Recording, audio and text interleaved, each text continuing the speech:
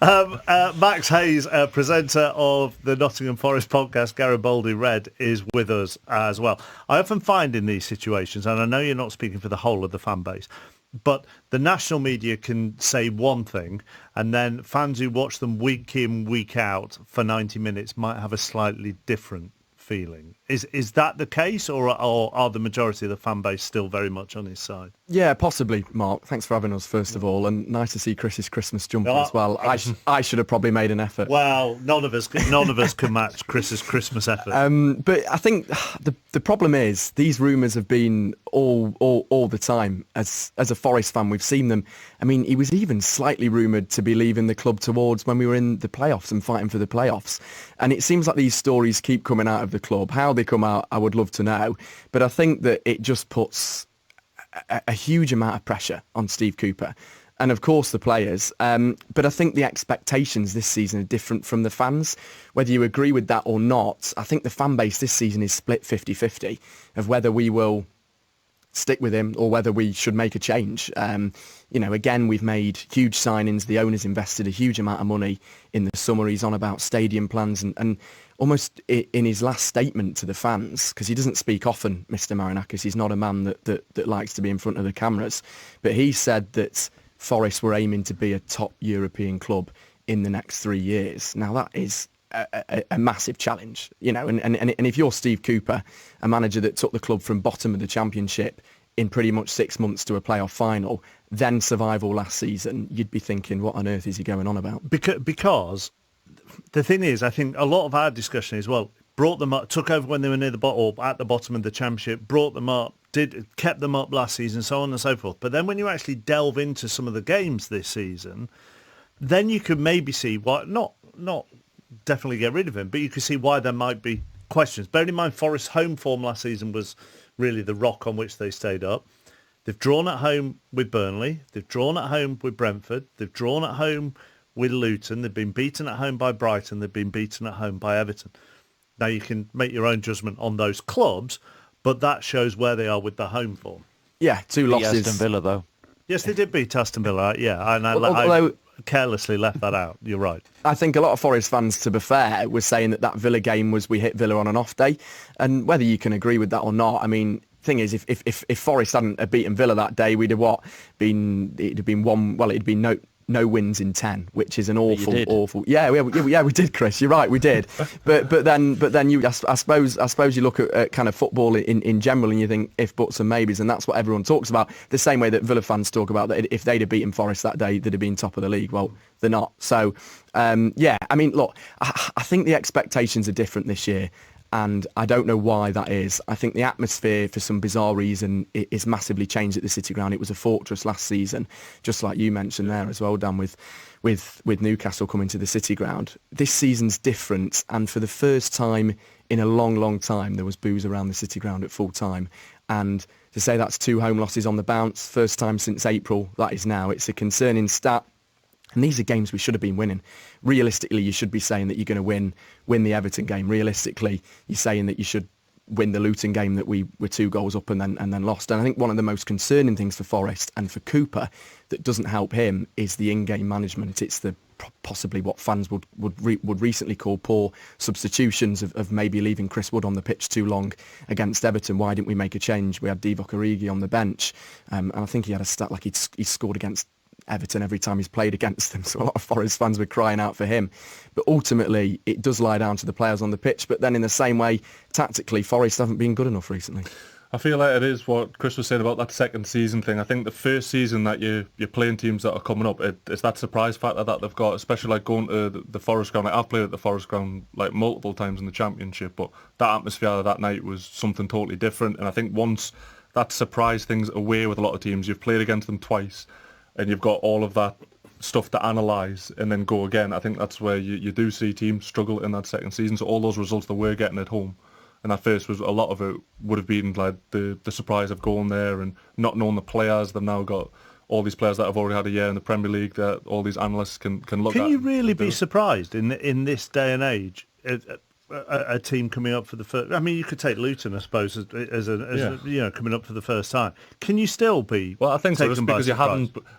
Like now, when you're playing the same teams every single season, and it's the same managers, you know what's coming, but the quality is so good that sometimes you kind of stop it. So you know when you're going to Man City exactly what they're going to do, but they're so good that you can't really stop it. Whereas when you've had teams who haven't come up for a long time, like Luton for this season, you had Forest for last season, it's that surprise thing where you've not maybe played against any of the players before because they brought a lot of players in. The manager you've not played against before, but once you've done it and you're watching the game and the analysts have looked at it, the managers looked at it, and you can see what they're actually trying to do, that's when the next time you play against them it can be totally different. And presumably there's a difference between being told, right, this is what they're going to do, and feeling it. Yeah, feeling it. Actually, what it looks like and what it feels like. That must be. I can imagine you need 90 minutes to get used to that. Yeah, of course, and it is just about playing against a player the first time. If you're playing against the same player twice a season, every season, you sort of start to like get little bits, like little tells that they've got, whereas you don't have that with a brand new team. Like look at Leeds when they came up the first year with Bielsa, like they were running all over the place and no one had a clue what to do. And then the second year, like teams sort of half figured them out a little bit, and then that's when they struggled. Sheffield United when they first came up and the centre-backs were bombing on and you were like, what is going on? Yeah, like we've never seen anything like this. And then you played against them like, all right, well, if we do this and do this, then that's when I feel like teams struggle. Does you know when we talked last year about the number of players that they brought in? I can remember the conversation. Yeah. I mean, exactly. But again, it's 9, I think, this summer. I mean, you could throw Chris Wood being made permanent, so that would take it 10. Yeah. But you're still nearly in double figures again this summer. So does some of exactly the same discussions on patience and understanding, and this is surely going to take some time, apply this year like last year? Yeah, I recorded the Forest podcast today that we do most weeks, and everyone, including former Forest player Nigel Jemson, he said to me, there's no need to press the panic button yet, because if you win against Fulham, this conversation on Wednesday night when Forest go to Craven Cottage, the conversation's completely different. The problem is, though, Mark, just like you said, again, it's a huge amount of players that come into the football club. It's keeping all those players happy. You've got the likes of Andre Santos you get from Chelsea on loan, and he hasn't even came on as a substitute, and apparently he's not happy off the pitch. And then you've got players like Divock Origi that are sat on the bench. You've got almost, whether you'd call him a club legend or someone that's come from the academy of Joe Worrell that was in the promotion winning team. The same with Ryan Yates that won't feature that often. It's an incredibly hard job for a manager. Is that what the manager wanted, though, Max? Well, all this, is that fair just to level this at Steve Cooper? Yeah, and it's a very good point. I think the problem is Steve Cooper he's been given the traditional role, hasn't he, of head coach, which often means in modern day football that there's someone else making the decisions in terms of behind the transfers. Last season we had a head of recruitment. I think it was George Sirios. He lost his job. Marinakis fired him because of how angry he was with the transfers he'd brought in. Now we have Was that because he didn't do enough of them? Probably we should have you've not 40 or something. You've not been busy enough. No, we haven't. But it's like this season we have Ross Wilson from Rangers. Big name, proved it at Rangers, although Rangers fans might disagree. And whether he's been involved lots with the on the pitch signings, you just don't know. I can imagine Cooper would probably want players like Chris Wood. I think Cooper would have wanted those. But whether you look at somebody like Forest have massively gone for Brazilian wonder kids recently. It's like something out of Football Manager with the centre back Murillo. The guy is so young. I think he's 20 years old. I could be wrong. He could be actually 19, same age as me.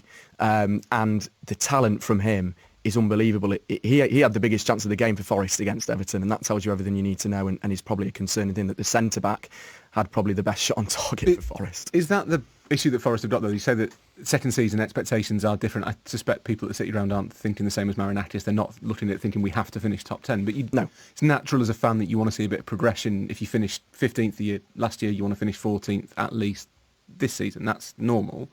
But Forest are just going through the same process now as they did at the start of last season. There's all this change, and what you've got is stagnation, because Steve Cooper has to find a team. He has to work out which of this big pile of players fit together, how to get the best out of them. And we saw that with Forest last year, that eventually he found something, and with the help of the atmosphere at the City Ground, they found more than enough to stay up. It's just a shame he's having to do it again. Yeah, and I think it's a real shame, and it's interesting now that the fan base is almost completely split.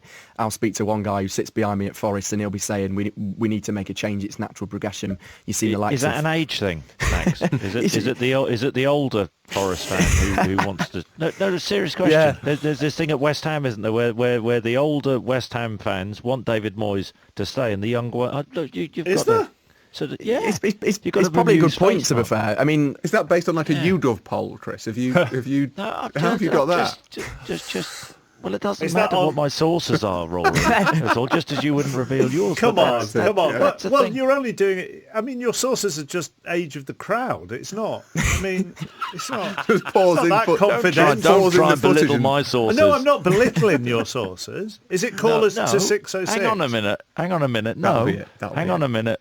Hang on a minute. A minute ago, Max said that was a really good point. Then you interrupted him. Shall we let Sorry, Max sorry, finish? Max. it's all right. No worries. But I think, Chris, I think the thing is, if you probably spoke to the under 25 bracket of Forest fans, they would all be telling you that Steve Cooper's the best manager in their lifetime. For me, he is. I mean, the highlight I had up until the playoff final was seeing Forest knock Arsenal out the FA Cup in the third round. Things like that. That, all right, it was nice, but it wasn't where we should be aiming to be as a football club and where you'd want supporting a football club to be achieving and celebrating. And that's why since the playoffs is that Steve Cooper is for me the best manager that we've ever had. My dad might disagree because he saw the latter stages of Brian Clough and then Frank Clark, and Forest fans will say that they're probably the two best managers before. But for me, I think just like you said there, Rory, about Forest kind of not needing to stick with him, but it's the same situation as last year. Steve Cooper's got us out of not one rot, but two poor run of games, and I think he probably is still the man to do that. For me, lose against Fulham or Wolves, we could be in a completely different scenario now. Max, thank you very much for coming in. Thank you. Max Hayes, presenter of the Garibaldi Red podcast. The other thing, Dan, with this is just on Cooper.